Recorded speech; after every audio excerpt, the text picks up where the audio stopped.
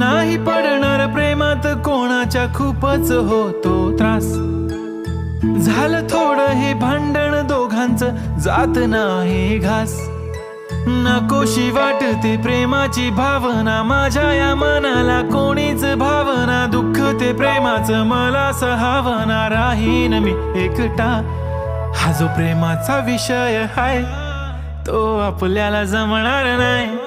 मी कायमचा सिंगल राहीन पण प्रेमात पडणार नाही। मला नको ते उगाच टेन्शन हाय त्याने काहीच सुचत नाही।